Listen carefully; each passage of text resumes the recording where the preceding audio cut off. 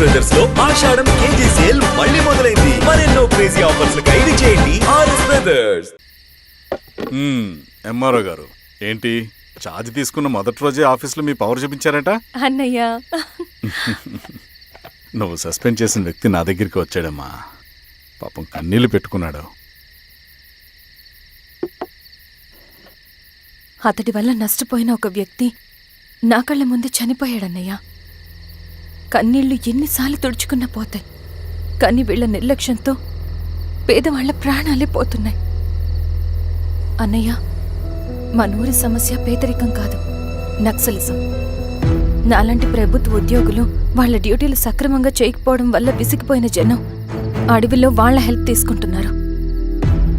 ఒక వ్యవస్థ ఇక్కడ సరిగ్గా పనిచేయనందుకే మరో వ్యవస్థ అక్కడ పుట్టింది. అందుకే నా పన్నం చేయనివ్వండి. స్నానం చేసిరండి, భోజనం చేద్దాం.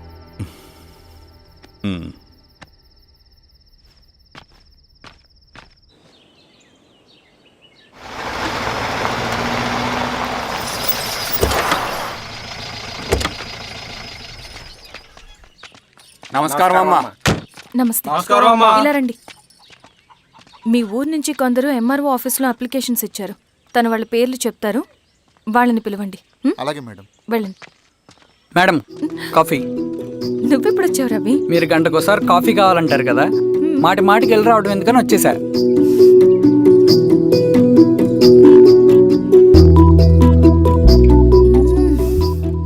రవి, ఈ కాఫీ కోసమైనా నేను పెళ్లి చేసుకోవచ్చు. అదేంటి అలా అనేసారు? That's a compliment. భలే వారండి బాబు. దండాలమ్మా. నమస్తే.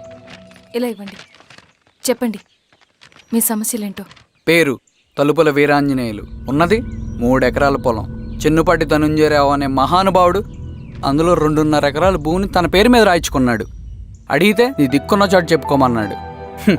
దిక్కులేనాడు కాబట్టి 1/2 ఎకరం భూమి మీదే పెద్ద కుటుంబాన్ని నెట్టుకొస్తున్నాడు. అవునమ్మగారు, ఆ పొలం ఎలాగైనా తిరిగి ఇప్పించేయండి అమ్మగారు. ఆ పొలం కోసం 3 సంవత్సరాల నుంచి తిరుగుతున్నాను అమ్మగారు.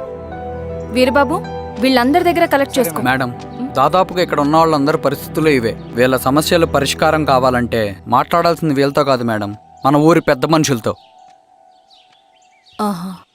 ఇందు మూలంగా 50 మంది గ్రామ ప్రజలకి తెలియజేయదేవనగా శ్రీరామగిరి గ్రామ పంచాయతీ మోతుబరి రైతులు, సన్న చిన్నకారు రైతులందరూ రేపు ఉదయం 10 గంటలకి ఎంఆర్ఓ ఆఫీస్ దగ్గరికి రావాలా.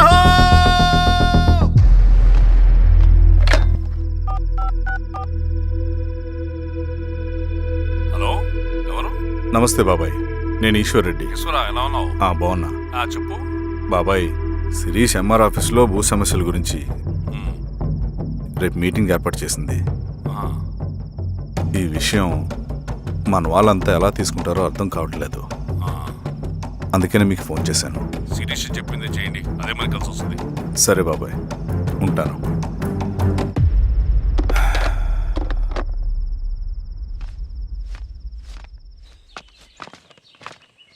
నమస్తే మేడం. నమస్తే అమ్మా. కూర్చోండి. పొలాల్లో పండిన పంట కోతకొచ్చినా ఈ రోజుకి ఒక్క గింజ కూడా తెగకుండా పక్షులకు, పందికొక్కలకు ఆహారంగా పోతుందంటే దానికి కారణం ఇది. ఈ ఊరికి పట్టిన దౌర్భాగ్యం మీరు చేసిన అక్రమాల చిట్టా. కడుపు మంటతో ఉన్నవాళ్లు మీరు చెప్పిన కూలీకొచ్చి ఎందుకు పనిచేస్తారు? దౌర్జన్యాలు చేసి దిక్కున్న చోట చెప్పుకోమన్నారు. ఇప్పుడు అడవే వాళ్ళకి దిక్కైంది. అది ఎవరి తప్పు? మొత్తం 100 ఎకరాల పైచిలుకు భూమి వాళ్ల దగ్గర దౌర్జన్యంగా లాక్కుని ఇన్ని సంవత్సరాలుగా మీరు అనుభవిస్తూ ఉన్నది. మీ అంతట మీరుగా తిరిగిచ్చేస్తారా, లేదా చట్టం ఎలా పనిచేస్తుందో మీకు చేసి చూపించమంటారా? అలా చేయండి మేడం. నువ్వు ఆగవే నరసింహులు. ఏం చేయాలో మా ఎంఆర్ఓ గారికి బాగా తెలుసు. అట్టా కానివ్వండి అమ్మా. ఇస్తే మీ పొలాలు ఇవ్వండి, మా వివం. మీ పేరేంటి? సామిరెడ్డి. రూల్స్ ప్రకారం వెళ్తే మీ మొత్తం పొలం పోతుంది. కూర్చోండి. సామిరెడ్డి కూర్చో.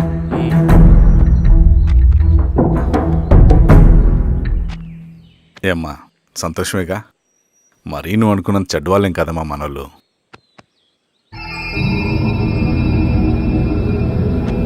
పదనాన్న. నమస్తే. పెద్ద ఆయన చెప్పాడు, అంతా మన మంచికే. పోను నీకే అర్థం అవుతుంది. సెంట్రల్ కమిటీ నుంచి కొత్త ఆర్డినెన్స్ వచ్చాయి. దాంట్లో ముఖ్యమైనవి జరగబోయే మైనింగ్ ఆపాలి, రెండోది జెడ్పీటీసీ ఎలక్షన్స్ని బైకాట్ చేయాలి, దీనికి జనాల్ని సిద్ధంగా ఉంచాలి. లాల్ సలాం కామ్రేడ్. లాల్ సలాం. ఏంట్రవి, శ్రీరామ్గిరిలో భూస్వాములందరూ దేవుళ్ళైపోయారంట, పేద ప్రజలకంతా వరాలిస్తున్నారంట, ఏంటి సంగతి? అవునన్నా, నేను కూడా ఆశ్చర్యపోయాను. ఒక గవర్నమెంట్ ఆఫీసర్ తలుచుకుంటే ఒక ఊరు క్షణాల్లో ఎలా మారిపోద్దో నా కల్లారా చూశానన్నా. అది కాదన్నా, అంటే నా ఉద్దేశం వాళ్ళు ఏం చేసినా దానికి ఒక స్ట్రాటజీ ఉంటుంది. శిరీష వాళ్ళ వర్గానికి చెందిన అమ్మాయి. ఆ అమ్మాయికి ఎంత పాపులారిటీ వస్తే వాళ్ళకంత మంచిది. ఎందుకంటే వాళ్ళ అన్నయ్య ఈశ్వర్ రెడ్డి రాబోయే జెడ్పీటీసీ ఎలక్షన్స్లో చైర్మన్గా పోటీ చేయబోతున్నాడు. ఈ అభిమానం మొత్తం వాళ్ళు ఓట్ బ్యాంక్గా మార్చుకోపోతున్నారు. అంటే అన్నా, శిరీష అయినా ఎవరైనా ఒకే తాను ముక్కలే. అధికారమే వాళ్ళ అవసరం తీరుస్తుంది. వీళ్ళందరూ అధికారం కోసం ప్రయత్నం చేసేది వాళ్ళ ఉనికిని కాపాడుకోవటం కోసమే. రేపే నామినేషన్ వేస్తున్నారు.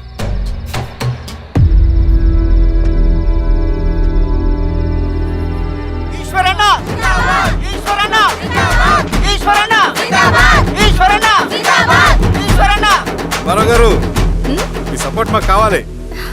స్వామి, అయ్యా, మీ అన్నయ్య గారు ఎలక్షన్లు పడుతున్నారమ్మా. అవును. అయితే మా ఓట్లని మీ అన్నయ్య గారికేనమ్మా. వాళ్ళు ఏం చేసినా దానికి ఒక స్ట్రాటజీ ఉంటుంది. అమ్మాయి గారు, సంజీవ్ రెడ్డి గారు వస్తున్నారంట. మధ్యాహ్నం భోజనానికి అన్నయ్య గారు ఇంటికి వచ్చి ఉన్నారమ్మా. అవునా? సరే సరే అమ్మ. రవి, నువ్వు కూడా నాతో వచ్చి. అది రవి, ఇక్కడ నాకు ఫ్రెండ్స్ అంటూ ఎవరూ లేరు. నాకు తెలిసిన వాడివి నువ్వు ఒక్కడివే. I'm feeling alone. అందుకే, అర్థమైందా? సరే.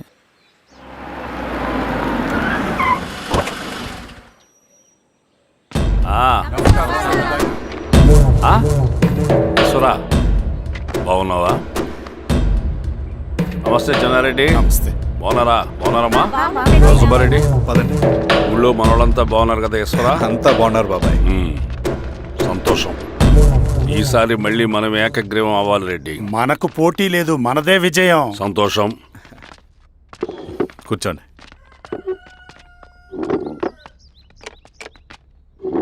మీరందరూ లోపలికి వెళ్ళి భోంచేయండి. అలాగే అన్న. ఆ రైతు కూలి సమస్యలు ఎంతవరకు వచ్చినాయి? మాట్లాడుతున్నాం బాబాయ్, దాని గురించి మీరేం వరి అవ్వట్లేదు. బాబాయ్, ఆ, నమస్కారం. రండి రండి. ఎంఆర్ఓ శిరీషారెడ్డి గారు. శిరీష రెడ్డా? ఆ, శిరీష అనే పిలవచ్చుగా. అమ్మమ్మ, పులికి పంచాలాగా సింహానికి చూలాగా అది మన ఐడెంటిటీ. అది అట్లాగే ఉండాలి. సరే బాబాయ్, నేను ఫ్రెష్ అయ్యేస్తాను, మీరు కానివ్వండి. ఆ, అయినా ఈ కాలం చదువుకున్న ఆడపిల్లలతో మాట్లాడటం చాలా కష్టం. చుట్టుపక్కల శిరీషుకున్న ఇమేజ్ మనకి చాలా మంచి అయింది ఈశ్వరా. నేను అడగకముందే పార్టీ హైకమాండ్ సర్వే చేయించి నీకే ఫేవర్గా ఉండడం వల్ల టికెట్ ఇచ్చింది.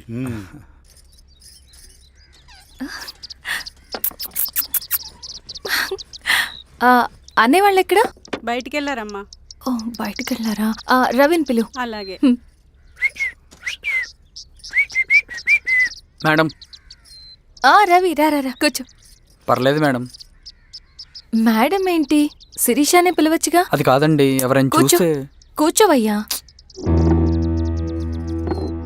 ఇది ఆఫీస్ కాదు రవి, మా ఇల్లు. వడ్డించు. సరే అమ్మా.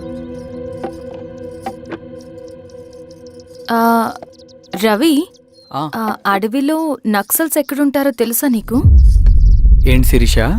అడవిలో నక్సల్స్ ఎక్కడుంటారో తెలుసా నీకు? ఎందుకు శిరీష గారు? తెలుసా తెలీదా? నాకెలా తెలుస్తుందండి? చూచాయిగా ఆయన తెలీదా? సరే, ఎక్కడుంటారో నాకు ఐడియా ఉంది. సాయంత్రం ఇద్దరం కలిసి వెళ్దాం. అది కాదండి. నువ్వు వస్తున్నావు అంతే, తిను. ఇది ఎక్కడ కూడా రా బాబు. సడన్ గా నక్సల్స్ అంటుంది, అడువంటుంది. కొంప తీసి నా మీద ఏమైనా అనుమానం వచ్చిందే ఏంటి? రవి, ఇక్కడే ఆపొకసారి. ఎందుకు ఇప్పుడు ఈ టైంలో అడ్వెంచర్లు? ఇప్పుడు జరగరాంది ఏమైనా జరిగితే రేపు మీ అన్నయ్యకి తెలిస్తే బాగోదు. రవి, చుట్టూ చూడు, పైన వెన్నెల, పక్కనే అడవి. అబ్బో, ఎంత బ్యూటిఫుల్ గా ఉందో. అవునా? అవునా ఏంటి? అసలు ఎప్పుడు చూసినా ఎందుకలా డల్ గా ఉంటున్నావు? కాలేజీలో ఇలా ఉండేవాడివి కాదు కదా, ఏమైంది? అది ఒక్క నిమిషం. హలో మేడం, పేషెంట్ కి అర్జెంట్ గా ఏ పాజిటివ్ బ్లడ్ కావాలి మేడం. రవి, అర్జెంటుగా హాస్పిటల్కి పోని. ఏమైంది? పోనీ రండి మేడం ప్లీజ్ రండి. పోలీసులకి నక్సల్స్కి కాల్పులు జరిగాయి. ఆ కాల్పుల్లో గూడెం కుర్రాడు ప్రాణాపాయ స్థితిలో ఉన్నాడు. తన బ్లడ్ మీ బ్లడ్ సేమ్. ఆ బ్లడ్ గ్రూప్ మా హాస్పిటల్లో లేదు. అందుకే మీకు కాల్ చేశాను. ఓ అవునా? అవును మేడం. పదండి డాక్టర్. Thank you madam.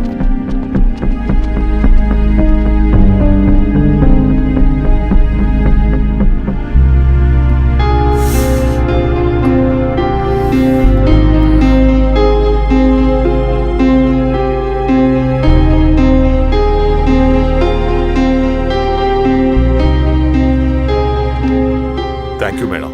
పర్లేదు డాక్టర్. ఇప్పుడు అతనికి ఎలా ఉంది? తను స్పృహలో లేడు మేడం. రవి, నీ దగ్గర మనీ ఉందా? ఉన్నాయి. ఇవ్వు. ఇవ్వు. ఇది అతనికి అందించండి. ఓకే. జాగ్రత్తగా చూసుకోండి. అలాగే మేడం. రవణ రవణ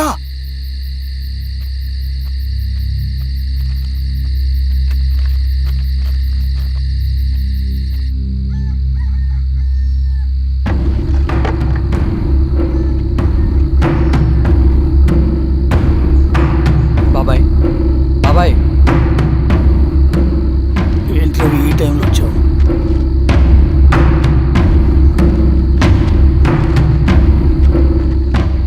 కామ్రేడ్, జరగబోయే జెడ్పీటీసీ ఎలక్షన్లో మన పార్టీ తరఫున జెడ్పీటీసీ చైర్మన్ పదవికి పోటీ చేయడానికి అర్హుడైన అభ్యర్థిగా మిమ్మల్ని సెంట్రల్ కమిటీ ఏకగ్రీవంగా నిర్ణయించింది.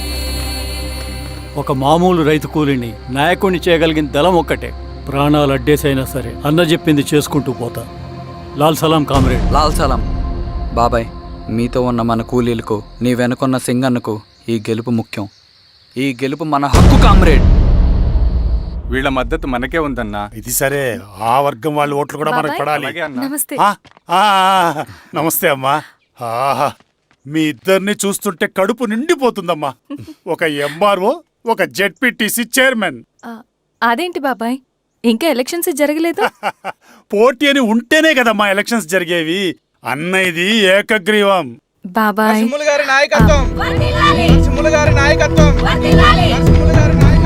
ఓ అయితే పోటీ ఉందన్నమాట. స్వామి, కార్తీ, ఆఫీస్కి వెళ్దాం. అలాగే రండి.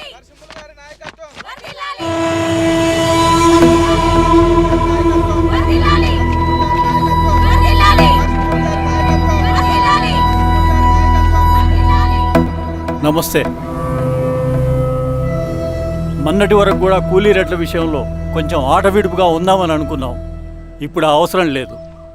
ఎందుకంటే చట్టసభల్లో మీతో పాటు కూర్చునే అవకాశం మాకు వచ్చింది. అంబేద్కర్ కలలు ఇప్పుడు నిజమవుతాయి.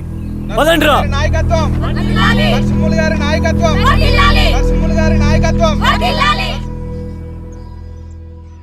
ఆ నర్సరీ ఎలక్షన్ పోటీ చేయటం ఏంటి? నా కర్మ వీరస్వామి, నా పోస్టింగ్ ఉన్నప్పుడు ఇవన్నీ జరగాల. ప్రచారానికి మారువేషంలో అన్నలు కూడా వస్తారేమో సార్. రాని ఎవడన్నా వచ్చి విప్లవం ఉద్యమం అని మాట్లాడాడు అనుకో, నా కొడుకుని అప్పుడు గానీ జీవితమే ఒక ఆట, సాహసమే పుబాట. ఎదురే నాకు లేదు, నన్నెవడు ఆపలేడు. ఎదురే నాకు లేదు, నన్నెవడు ఆపలేడు. జీవితమే ఒక ఆట, సాహసమే పుబాట. ముసుగు మీద చేయేస్తే మడత పెట్టి కొడతా. నువ్వా? ఎవడరేడు? ఈ తెల్లని గుర్రం శాంతికి సంకేతం. ఈ నల్లని బట్టలు న్యాయానికి చిహ్నం. ఈ ఎర్రని రంగు విప్లవానికి నాంది. ఈ కొరడ శిక్షా స్మృతికి చిహ్నం. సార్ ఇది చిరంజీవి పిచ్చాడు. తీసుకెళ్ళండి. నాగలి గుర్తు చేయాలి ఓటు. అంతర్గుర్తు. నాగలి గుర్తు మీద ఓటేయాలి. నాగలి గుర్తు మీద ఓటేయాలి. ప్రతిసారి ఎన్నికలు వస్తున్నాయి. ప్రతి ఎన్నికలప్పుడు రకరకాల పార్టీల నుంచి నాయకులు వస్తున్నారు. లేనిపోని వాగ్దానాలు చేస్తున్నారు. పొలాలు ఇస్తామంటారు, భూములు ఇస్తామంటారు, ఇల్లు కట్టిస్తామంటారు. ఏమన్నా జరిగిందా ఇప్పటి వరకు? ఏం జరగలేదు కదా. మరి కష్టాలన్నీ పోవాలంటే ఏం చేయాలి? మన పార్టీని మనం గెలిపించుకోవాలి. నాగలి గుర్తుకే ఓటేయండి. ఇన్ని సంవత్సరాలు మీకు సేవ చేసుకునే అవకాశం నాకు ఇచ్చారు. అలాగే ఇంకొకసారి మాకు ఓటేసి భవిష్యత్తులో కూడా మీకు సేవ చేసుకునే అవకాశం మాకు ఇస్తారని కోరుకుంటూ, మీ ఈశ్వర్ రెడ్డి.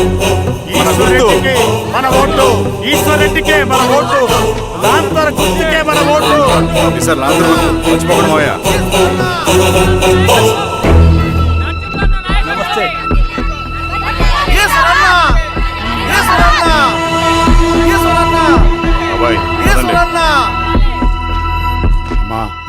కదా లాంతర్ గుర్తు. అలాగే. కూలీ రేట్లు పెంచమంటే పెంచడం, ఎలక్షన్లో డబ్బులు మాత్రం మంచుతారు. ఏ మనుషులో.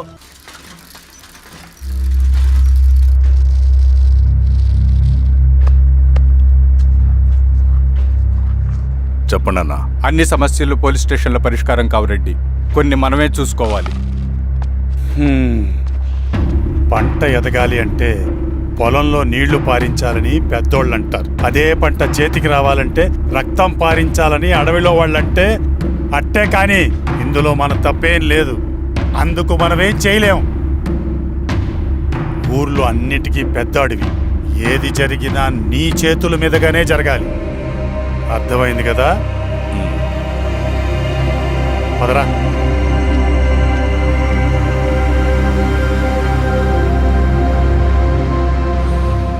బియ్యంలో రాళ్ళున్నాయి, ఏరేయాలి.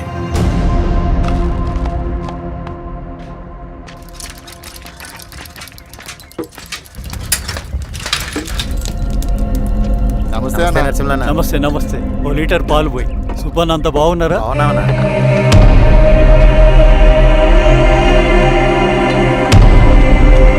వెళ్ళొస్తాను. వస్తాను.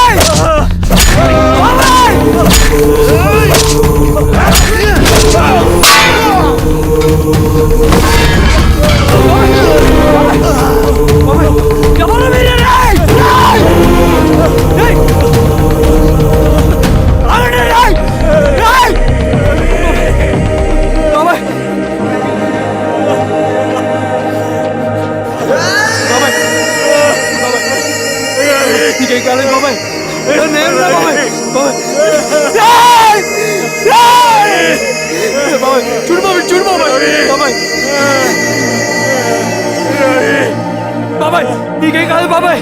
కలిదేరు బాబాయ్. బాబాయ్ బాబాయ్ బాబాయ్ బాబాయ్ బాబాయ్ బాబాయ్. ఏం దెబ్బ కొట్టావు బారెడ్డి? ఒక దెబ్బకు 2 పిట్టలు. ఎలక్షన్స్ ఏకగ్రీవం. ఇంకొకటి, రేపటి నుంచి ఆ కూలీ నా కొడుకులు మనం ఎంత ఇస్తే అంతగా వచ్చి పనిచేస్తారట. సర్లేండి బాబాయ్, వదిలేయండి. ముందు ఆ ఖర్చుల సంగతి చూడండి. నమస్తే సార్. నమస్తే గిరిధర్ గారు. మీరు ఇలా చేస్తారని కల్లో కూడా ఊహించుకోలేదు ఈశ్వర్రెడ్డి గారు. 2 పసిబిడ్డలు ఉన్నారు ఆ ఇంట్లో. వాళ్ళ గురించి ఏమైనా ఆలోచించారా? రేపు వాళ్ళు మళ్ళీ అడవిలోకి వెళ్ళి గన్నులు బాంబులు తీసుకొచ్చి మీ ఊరి మీదనే పడతారు. అప్పుడు వాళ్ళకు మీరు, మీకు వాళ్ళు. ఇది ఆగదు. అసలు ఏం మాట్లాడుతున్నావు గిరిధర్? మీకు అగేన్స్ట్ గా ఇప్పటివరకు ఏ ఎవిడెన్స్ లేదు. మీకు చెప్పేద్దామని వచ్చాను. బయలుదేరండి.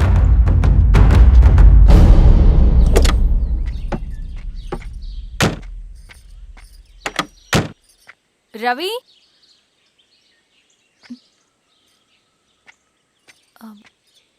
రవి ఈరోజు ఆఫీస్కి రాలేదేంటి? నరసింహుల బాబాయ్ చనిపోయాడు. జరిగింది విన్నాను. ఎలా? అన్యాయం అండి. ఎలక్షన్లో నిలబడితే చంపేస్తారా? ఎవరు? ఎవరా? ఆపోజిట్ పార్టీ వాళ్ళు. అందరికీ చెప్తుంటారుగా, మీ అన్నకి చెప్పలేదా? ఇలా చంపుకుంటూ పోతే ఏదో ఒక రోజు మన వాళ్ళని చంపుకోవాల్సి వస్తుందని. రవి, వెళ్ళి మీ అన్నకి చెప్పుకోండి.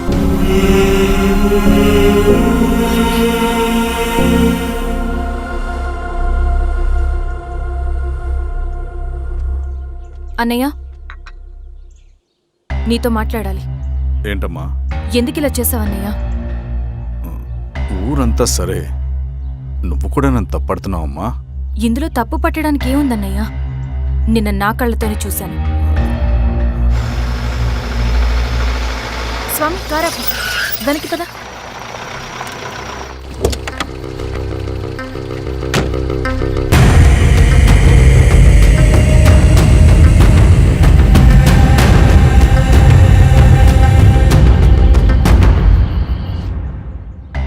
జీవితంలో కొన్ని సందర్భాలుంటాయి, మనం నిజం చెప్పిన అబద్ధం అయిపోయే సందర్భాలు.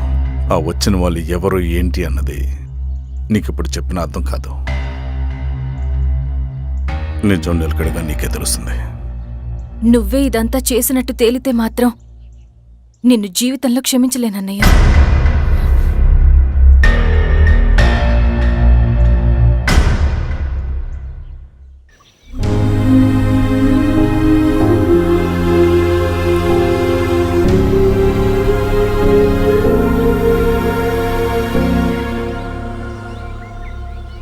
కామ్రేడ్ నరసింహన్న అమరే!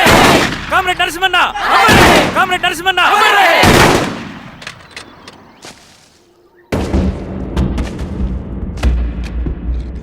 ఇలా జరుగుతుందని ఊహించలేదు. ఇవాళ నుండి వాళ్ళ కుటుంబ బాధ్యతలన్నీ మన విప్లవ సంఘమే చూసుకుంటుంది. రవి అన్నా, ఇది వెళ్ళి వాళ్ళ కుటుంబానికి అందివు. సరే అన్నా. ఈ రోజు నుంచి ప్రతి నెల మన తరఫున సహాయం అందుతుందని చెప్పు. అలాగే. నేను చెప్పానని చెప్పు. అన్నా, ఊరంతా భయం గుప్పెట్లో ఉందన్నా. మరి మన నరసింహన్న ప్రాణత్యాగానికి అర్థమేంటి కామ్రేడ్? భయపడటం వల్ల పనులు జరుగుతాయని వాళ్ళు నమ్మితే వాళ్ళకంటే ఎక్కువ భయపెట్టగలుగుతానని వాడికి తెలియాలి. లాల్ సలాం కామ్రేడ్! లాల్ సలాం కామ్రేడ్! లాల్ సలాం కామ్రేడ్!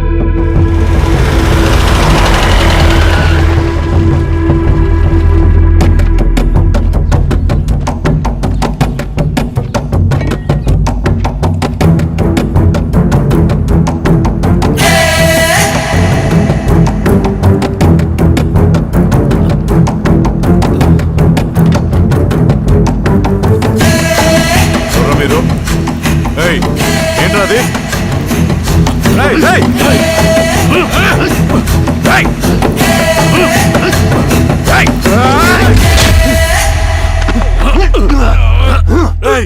ఎవరు మీరు? ఏం కావాలి?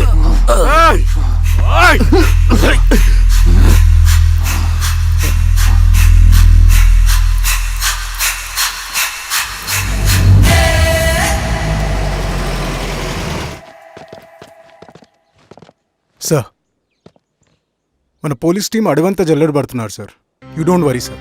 చూడు ఇన్స్పెక్టర్, సాయంత్రంలో పేశ్వరయ్య ఇంట్లో ఉండాలా. వాడికి ఏమైనా అయితే మీ డిపార్ట్మెంట్లో ఏ ఒక్కడిని విడిచిపెట్టను నేను.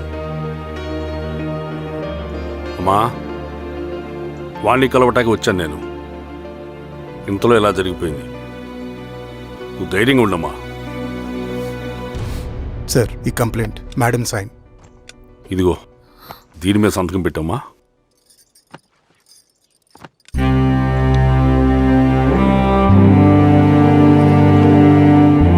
వెళ్ళండి, ముందెళ్ళి అప్పని చూడండి.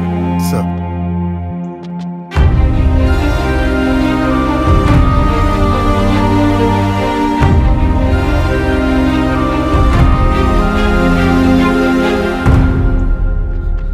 అయ్యా అయ్యా అయ్యా, మన పొలంలో అయ్యా. ఏమైందిరా? ఈశ్వర్య శవం శవం శవం. చెన్నారెడ్డి, పద, పద, పదమ్మా.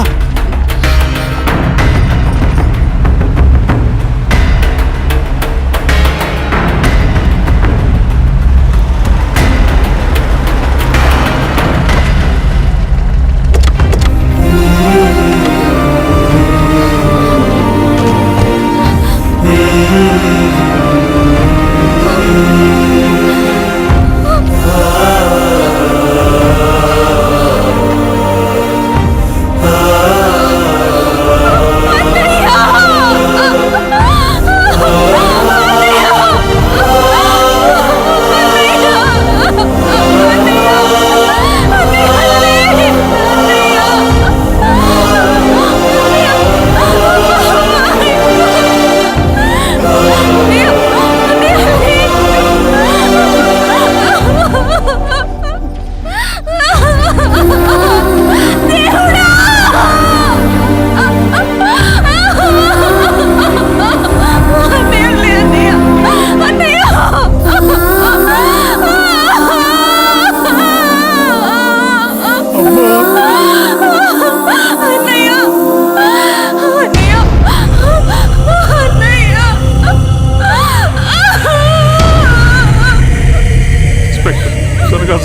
అలాగే సార్. మీరేసా మీరు క్లియర్ చేయి. మీరందరూ జరగండి మా పక్కకి.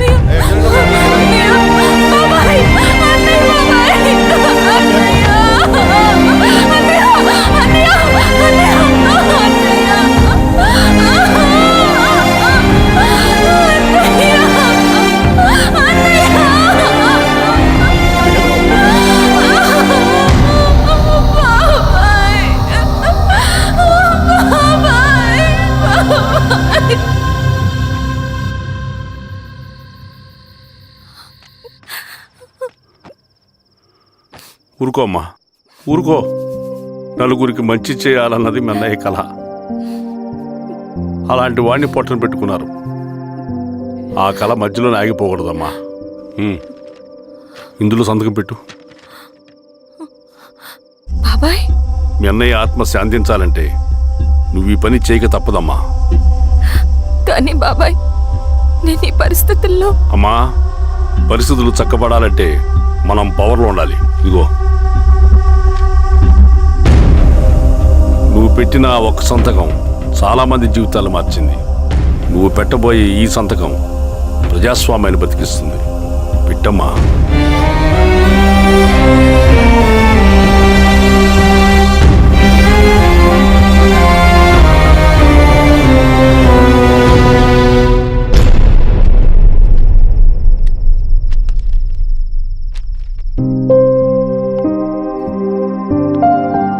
వెళ్ళొస్తాను.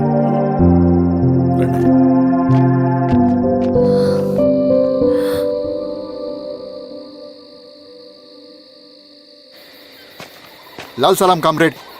లాల్ సలాం.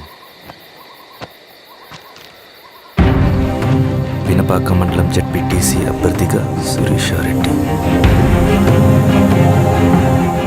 రవిని పిలిపించు. లాల్ సలాం కామ్రేడ్. లాల్ సలాం. ఎంఆర్ఓ శిరీష ఈ ఎలక్షన్ నుంచి తప్పుకోవాలి. ఏం చేయమంటావు అన్నా? శిరీషాని ప్రజాకోర్టులో హాజరుపరచాలి. అది నువ్వే చేయాలి. అన్నా, ఎక్కడికి పోతున్నాం మనం? సమసమాజ స్థాపన వైపుకు. బలహీనుని బానిసగా మార్చి దోచుకోవాలనుకునే బలవంతుడి గుండెలు చీల్చే వైపుకు. అభయం ఇచ్చే ఎర్ర జెండా నీడ వైపుకు. రవి, అందుకే ఎలక్షన్ జరగకూడదు. గెలిస్తే మనమే గెలవాలి. డబ్బు, కులం, రాజకీయ కండబలం, సానుభూతి ఓట్లు కానీ గెలవకూడదు. ఈశ్వర్రెడ్డి హత్య జరిగింది కాబట్టి ఈసారి శిరీషకి హై సెక్యూరిటీ ఉంటుంది. జాగ్రత్తగా డీల్ చేయి.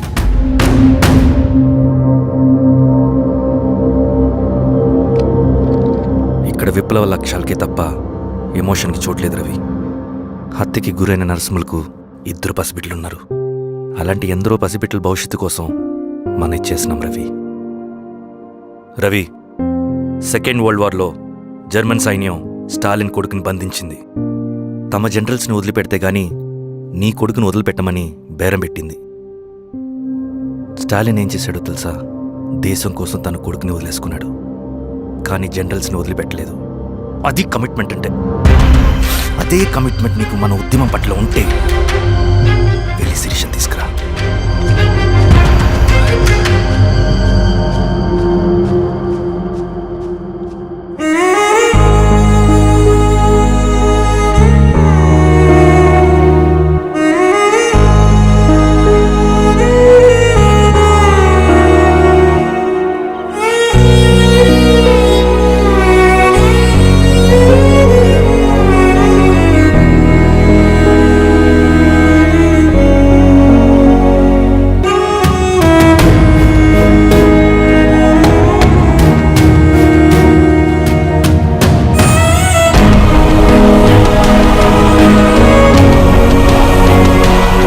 అదే కమిట్మెంట్ నీకు మన ఉద్యమం పట్ల ఉంటే వెళ్ళి శిరీషను తీసుకురా.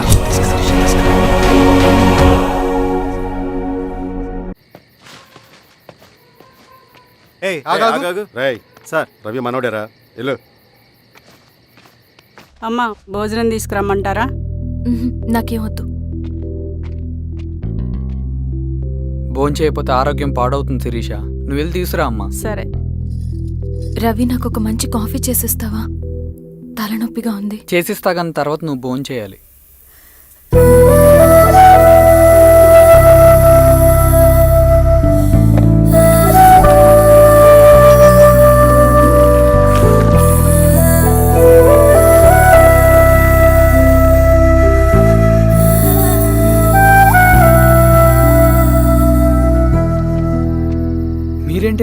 మంచినీళ్ళ కోసం వస్తున్నాను. ఓ లోపల ఉన్నాయి పదండి.